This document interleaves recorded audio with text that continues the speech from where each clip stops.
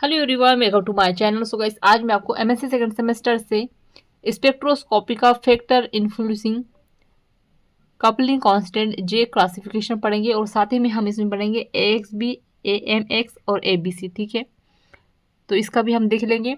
तो साथ में ये सारी चीज़ें कंप्लीट हो जाएगी तो काफ़ी जो है टॉपिक लॉन्ग बनेगा, वीडियो लॉन्ग बनेगी तो आपको पूरा देखना है। ठीक है, अगर मैं पार्ट पार्ट में बनाती हूँ तो ये क्या हो जाएगा, काफ़ी लंबा वीडियो हो जाए, सॉरी काफ़ी लंबा वीडियो नहीं बनेगा, लेकिन पार्ट पार्ट में फिर आपको अगर कोई पार्ट नहीं मिलेगा तो फिर क्वेश्चन अधूरा रह जाएगा। ठीक है, इसलिए मैं कोई भी टॉपिक हो या कोई भी वीडियो उसको पार्ट पार्ट में डिवाइड नहीं करती हूँ। अगर लॉन्ग वीडियो बन रहा है तो चलेगा, लेकिन यहाँ पर पूरा आपका सिलेबस या पूरा आपका टॉपिक कंप्लीट होना चाहिए। ठीक है, सबसे पहले हम आगे देखते हैं।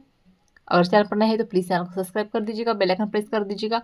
और अगर ये नोट्स परचेस करने हैं आपको ऑल सेमेस्टर के, तो केमिस्ट्री ऑल सेमेस्टर के नोट्स परचेस करने के लिए आप मुझे व्हाट्सएप पे मैसेज कर सकती है। डिस्क्रिप्शन व्हाट्सएप नंबर दिया रहता है। ठीक है, तो वहाँ से चेक जरूर कर लीजिएगा।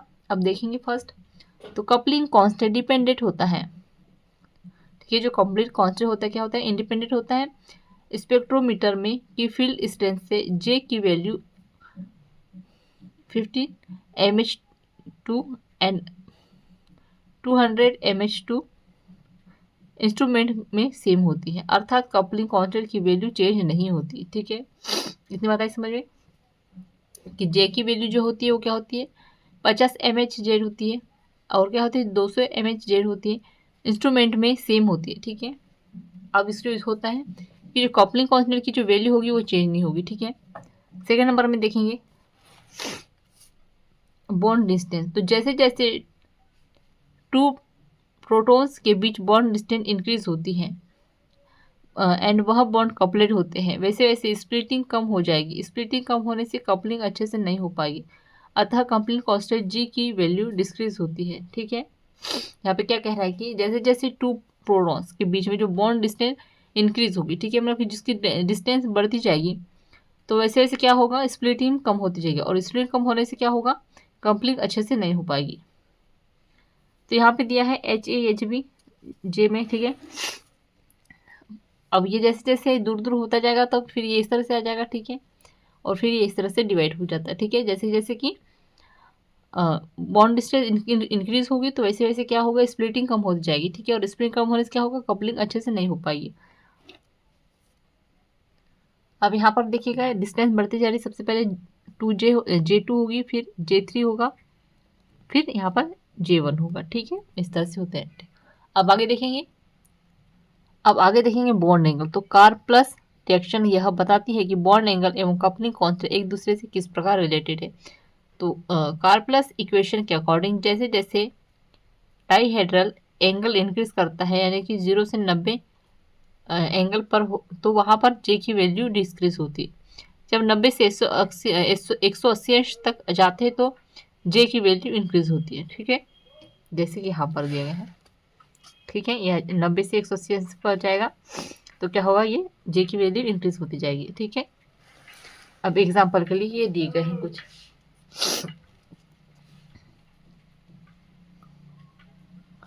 तो ये सबसे पहले है, ठीक है, फिर ये है, फिर ये है, मतलब इसमें जो है बढ़ती जाएगी। अब यहाँ पर क्या करेंगे, जो आई है, अब यहाँ पर ये क्या है, ये जे है। ठीक है, और ये भी क्या है, ये J1 है। तो J1 का मतलब क्या होगा, जे सीस होगा, और ये J2 का मतलब क्या होगा, जे ट्रांस होगा। ठीक है, तो बोथ J1 बराबर J2 because single bond can rotated ब्लाई। ठीक है, आगे देखेंगे। अब यहाँ पे J1 की वैल्यू, J2 की और J3 की और J4 की वैल्यू यहाँ पर पता चल जाएगी। ठीक है, तो J1 की वैल्यू यहाँ पर इतनी दी गई है, J2 की इतनी, और J3 की इतनी, और J4 की इतनी। ठीक है, अब यहाँ पर देखिएगा इस तरह से इंक्रीज होती जाएगी। ठीक है, तो नॉर्मल फिर ट्रांस इस तरह से। ठीक है, ये जे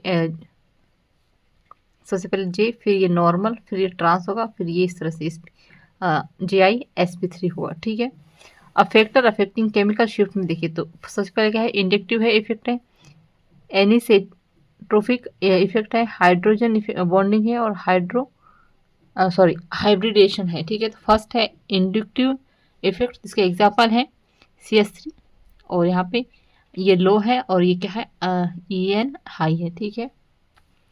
तो अबव एग्जाम्पल से मिथाइल एंड CS3 की इलेक्ट्रोनेगेटिविटी लो एंड आयोडीन की इलेक्ट्रोनेगेटिविटी हाई है। उन दोनों के बीच में डिफरेंस हो तो इंडक्टिविटी इफेक्ट कहा जाता है, ठीक है। अब यहाँ पर क्या कह रहा है कि इन दोनों की जो इंडक्टिव इफेक्ट किसको कहते हैं कि मान लीजिए जो मिथाइल CS3 की इलेक्ट्रोनेगेटिविटी लो है तथा जो आयोडीन है उनकी इलेक्ट्रोनेगेटिविटी हाई है। अब इन दोनों के बीच में जो डिफरेंस होगा उन डिफरेंस को ही क्या कहते हैं इंडक्टिविटी इफेक्ट कहा जाता है, ठीक है। जैसे कि पॉजिटिव इंडक्टिव इफेक्ट और नेगेटिव इंडक्टिव इफेक्ट, ठीक है। ये दो तरह के इंडक्टिव इफेक्ट दो प्रकार के होते हैं, पॉजिटिव और नेगेटिव, ठीक है। अब पॉजिटिव इफेक्ट में है EDIE इलेक्ट्रोडोनेट, इसमें नेगेटिव इफेक्ट में EWIE इलेक्ट्रॉन विथ्रोइंग। तो affecting one effect of chemical shift, तो शिल्टेड रीजन अपफील्ड और डिशिल्डिंग रीजन डाउनफील्ड, इस तरह से दिया गया है। और इसमें जो PPM इनके दिए गए हैं मान, ठीक है, CS3I का, CS3BR का, CS3Cl का और CS3F का। और यहाँ पे क्या करें कि positive I effect increase the electron density और नेगेटिव आई का effective reduce the electric density, ठीक है। अब एनिसोट्रोफिक इफेक्ट क्या है यहाँ पर, तो consider the example in acetylene.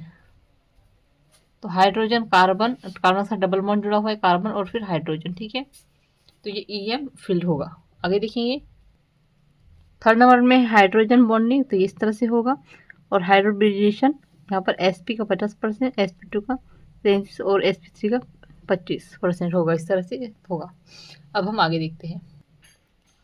अब यहाँ पर देखें फर्स्ट है MX सिस्टम। तो क्लासिफिकेशन ऑफ NMR स्पेक्ट्रोस्कोपी में फर्स्ट है MX सिस्टम क्या होते हैं। तो MX सिस्टम में 3 प्रोटॉन्स ΔV/J और 6 के साथ नॉन इक्विवेलेंट होते हैं। ये समान रूप से कपलेट है। इस प्रकार 3 केमिकल शिफ्ट द्वारा and 3 coupling constant GAM, GMX and GAX बनते हैं, ठीक है। अब 1 MX सिस्टम का एक स्पेक्ट्रम 3 जोड़े के 2 जोड़ों में अरेंज होते हैं। समान तीव्रता की 12 लाइंस प्रदर्शित करता है, जिसमें chemical shift and coupling constant determine किए जा सकते हैं, ठीक है। आगे देखेंगे। आगे कह रहा है कि स्प्लिंग पिकेटर की व्याख्या है कि प्रोटॉन का रिजोनेंस M प्रोटॉन के साथ कपलिंग करके एक डबल में विभाजित हो जाता है एंड फिर A प्रोटॉन के साथ कपलिंग करके डबल की एक जोड़ों में विभाजित हो जाता है। इस तरह से M प्रोटॉन के रिजोनेंस के X प्रोटॉन के साथ कपलिंग करके एक डबल में विभाजित हो जाता है एंड फिर प्रोटॉन के साथ कपलिंग करके डबल की एक जोड़ी में विभाजित किया जाता है। आगे देखेंगे। एक प्रोटॉन की रिजोनेंस की पोजीशन को X एंड M प्रोटॉन द्वारा क्रमिक विभाग में संदर्भ में समान रूप से माना जाता है। 3 कंप्लीट कांस्टेंट को गुणांकों के अंतराल के रूप में जाना जाता है, माना जा सकता है। अब यहाँ पर देख सकते हैं आप, ये क्या है, कार्बन डबल बॉन्ड के साथ कार्बन जुड़ा है और यहाँ पर दिए गए हैं HM, HA, HAX और OAC और यहाँ पे JAX और JAM दिए गए हैं, ठीक है। अब क्या है फर्स्ट NMR स्पेक्ट्रोस्कोपी 100 MHz, ठीक है, MX सिस्टम कहा गया है। तो इसको आप एग्जाम में अगर पूछा जाएगा आपको MX सिस्टम के बारे में, तो इसको आपको बना कर लाना है, ठीक है, डायग्राम को। तो इसका स्क्रीनशॉट ले सकते हैं आप। आगे देखेंगे। अब ABX सिस्टम क्या होता है। तो ABX सिस्टम में 3 परस्पर क्रियाएं होने वाले न्यूक्लियस में से 2 के बीच में chemical difference del B and coupling constant J के तुलनीय परिणाम के होते हैं एंड दोनों ही केमिकल शिफ्ट द्वारा हटाए वाले थर्ड न्यूक्लियस से जोड़ा जाता है। एग्जाम्पल के लिए एपोक्साइड I में 2 hydrogen HA and HB epoxide system में प्रतिबंधित रिकॉर्डिंग के कारण नॉन इक्विवेलेंट होते हैं। तो यहाँ देखेंगे। तो third hydrogen HX, HA, HB की कंपेयर में काफ़ी डाउनफील्ड है, जिसकी 1 डिफरेंस इलेक्ट्रिक एनवायरनमेंट में से है। 2 और 3 dichloro purine styrene and 2 chloro 3 amino pyridine ABX system के एग्जाम्पल है, जैसे कि यहाँ पर एग्जाम्पल दिया गया है। ठीक है, डाउनफील्ड है ये आई और ये डायग्राम दिया गया है, इसको आपको एग्जाम में लिख कराना है। अब आगे देखेंगे। अब थर्ड नंबर में है ABC सिस्टम। तो ABC सिस्टम में 3 प्रकार के प्रोटॉन में chemical shift difference reactive coupling constant के सापेक्ष लार्गर नहीं होते। ऐसे सिस्टम का स्पेक्ट्रा कॉम्प्लिकेटेड है, जिससे सिस्टम समरूप तक कोई एलिमेंट नहीं है एंड टोटल लाइन इस लाइन शो करता है। एक्रिलोनिट्राइल एक विशिष्ट सिस्टम का प्रतिनिधित्व करता है। अब समान एग्जाम्पल मोनोसब्स्ट्रेट ओलिफाइन जैसे styrene ethyl acrylate and vinyl chloride trisubstituted benzene like 3-nitro-0-hylene Z4 dinitro-chlorobenzene and 3 है नाइट्रो सैलिसिलिक एसिड। तो यहाँ पे जो है आपका टॉपिक एंड होता है। सो आपको अच्छे से समझ में आ गया होगा नोट्स कैसे लिखें। सो प्लीज़ चैनल को सब्सक्राइब कर दीजिएगा, बेल आइकन प्रेस कर दीजिएगा और कमेंट जरूर बताइएगा आपको नोट्स कैसे लगे। और MSc केमिस्ट्री और सेमेस्टर के नोट्स परचेज करने के लिए मुझे व्हाट्सएप मैसेज कर सकते हैं, डिस्क्रिप्शन व्हाट्सएप में शेयर कर दूँगी। Thank you.